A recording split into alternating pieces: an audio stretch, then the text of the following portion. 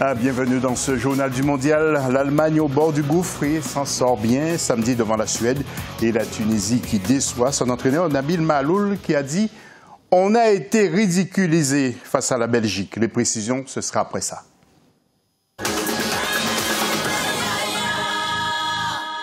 Et retour sur les matchs de samedi 23 juin. D'abord, Corée du Sud-Mexique et la victoire des Mexicains, 2-1 grâce à Vela, vous allez le voir, à la 26e minute. Et Hernandez à la 66e minute. Le Coréen Son Heung-min réduisait d'une frappe bien enroulée le score à la 91e minute, mais il était trop tard.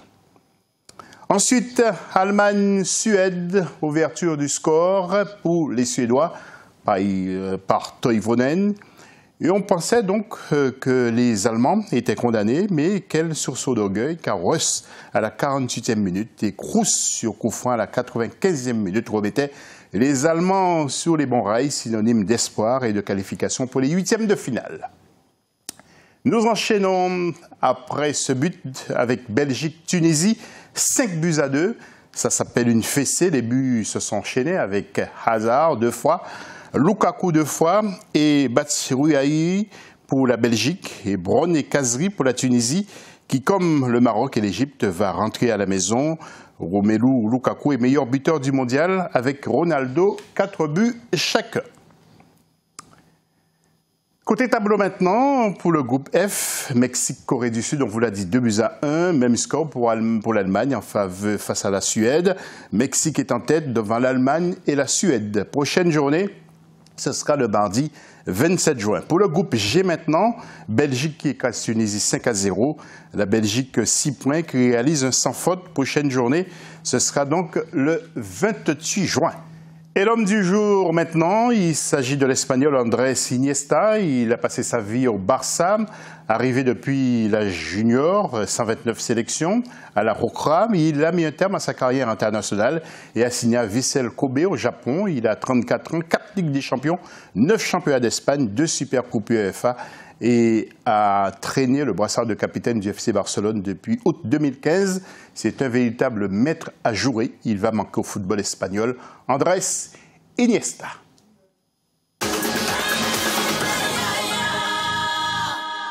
Nous allons basculer avec des matchs qui auront lieu en même temps, aux mêmes horaires, pour éviter les tricheries.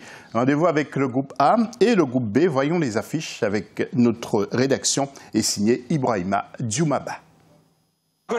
La troisième journée des phases de poule de la Coupe du Monde de Russie 2018 s'ouvre ce lundi 25 juin. Au programme dans le groupe A, l'Arabie Saoudite fera face à l'Égypte à Volgograd et le pays hôte la Russie sera opposé à l'Uruguay au Samara Arena à partir de 12h GMT. L'enjeu de cette dernière journée reste la bataille pour la première place entre les Russes et les Uruguayens. L'Arabie Saoudite et l'Égypte étant déjà éliminés. Dans le groupe B, à 15h GMT, l'Iran tentera de se qualifier en huitième de finale face au Portugal à Saransk, alors qu'à Kaliningrad, l'Espagne essaiera de prendre la première place de la poule face au Maroc qui est déjà éliminé. Dans cette poule, l'Espagne et le Portugal sont pour l'instant leaders avec 4 points chacun et l'Iran les talonne à une longueur. Ces trois équipes gardent leur destin en main. À rappeler que pour la troisième journée, les matchs se jouent à la même heure dans chaque poule.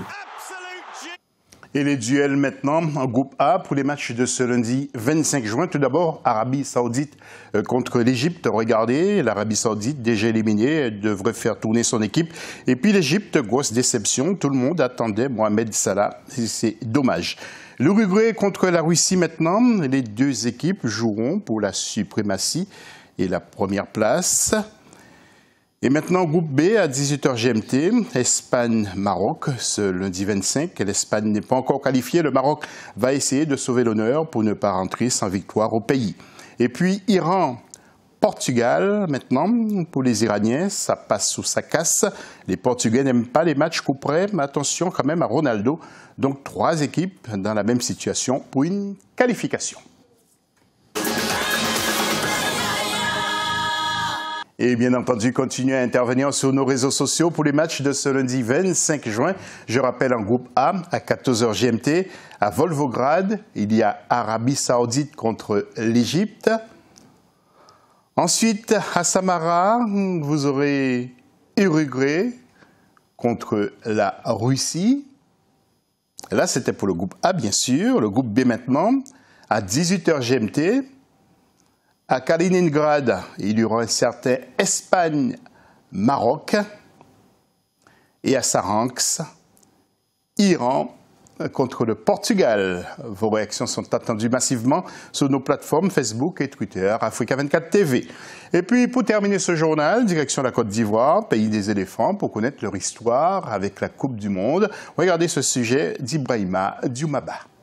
En Côte d'Ivoire, le football est l'une des disciplines sportives dominantes. Les éléphants ont remporté leur deuxième Coupe d'Afrique des Nations en 2015 en Guinée équatoriale, 13 ans après leur premier sacre au Sénégal en 1992. La Côte d'Ivoire a pris part à 22 éditions sur les 31 de la CAN pour 8 podiums. Le pays a accueilli l'organisation de la compétition en 1984. La Fédération ivoirienne de football est fondée en 1960. La FIF est membre de la Confédération africaine de football depuis 1960 et elle est affiliée à la Fédération internationale de football association depuis 1964. Les éléphants ont participé à 3 phases finales de Coupe du Monde en 2006 en Allemagne, en 2010 en Afrique du Sud et au Brésil en 2014. Ils n'ont jamais pu franchir le premier tour du mondial. Parmi les principaux joueurs qui ont écrit cette belle page d'histoire du football ivoirien, il y a Yaya Touré, Didier Drogba, Laurent Pokou, Alain Guamene, Didier Zokora, Gervinho ou encore Kolo Touré.